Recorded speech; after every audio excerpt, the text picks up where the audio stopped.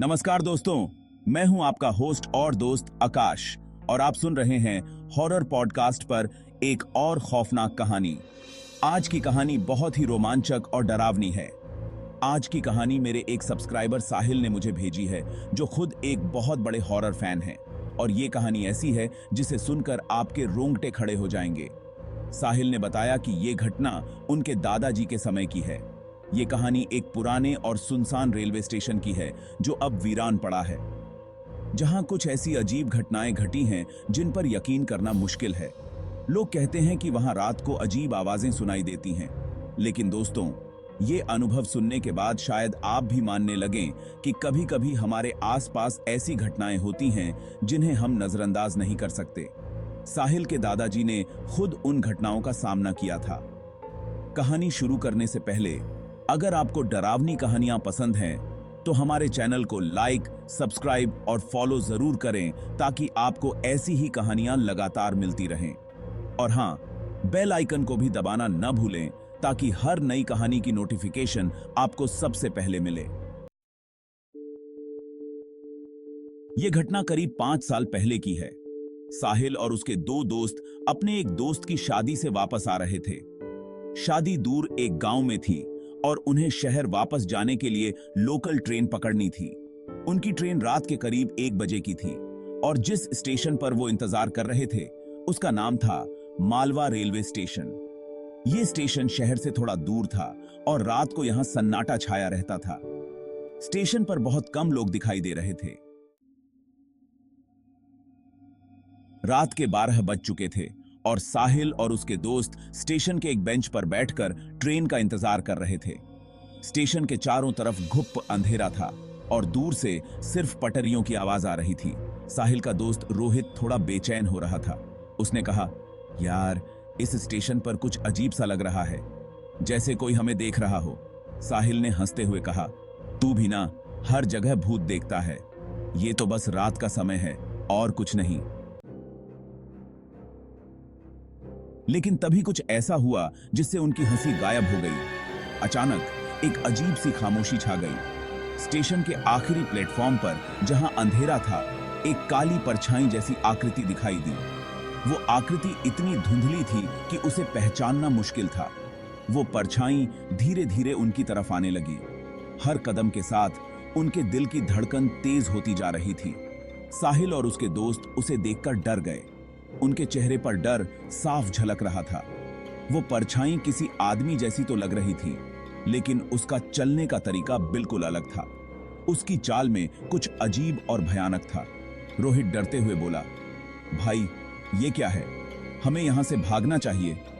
उसकी आवाज में घबराहट साफ सुनाई दे रही थी।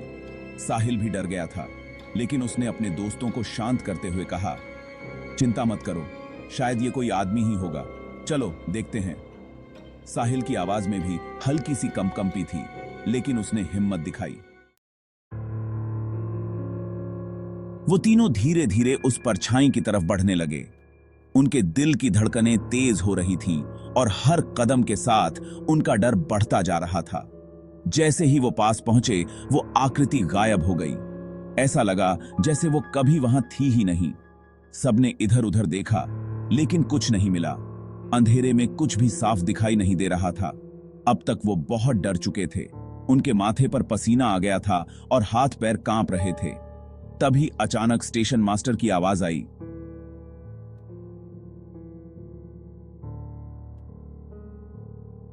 आप लोग यहां क्या कर रहे हो?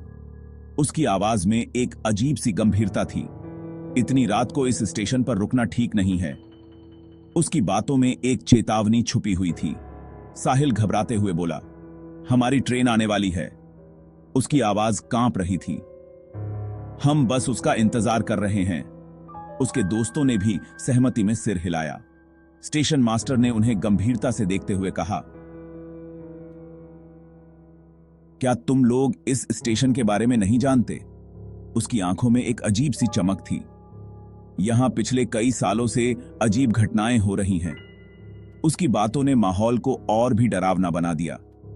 इस स्टेशन पर कुछ साल पहले एक औरत ने जान दे दी थी और तब से उसकी आत्मा यहां भटकती रहती है। उसकी कहानी सुनकर सबके रोंगटे खड़े हो गए। जो लोग देर रात इस स्टेशन पर रुकते हैं वो अक्सर उस परछाई को देखते हैं। उसकी बातों ने सबको और भी डरा दिया। साहिल और उसके दोस्तों को बहुत डर लगा। उनके चेहरे पर डर साफ दिखाई दे रहा था। वो तीनों एक दूसरे को देख रहे थे और अब उन्हें समझ आ रहा था कि जो परछाई उन्होंने देखी थी वो शायद वही आत्मा थी। उनके मन में कई सवाल उठ रहे थे। साहिल ने तुरंत अपने दोस्तों से कहा, चलो यहां से चलते हैं। उसकी आवाज में घबराहट थी।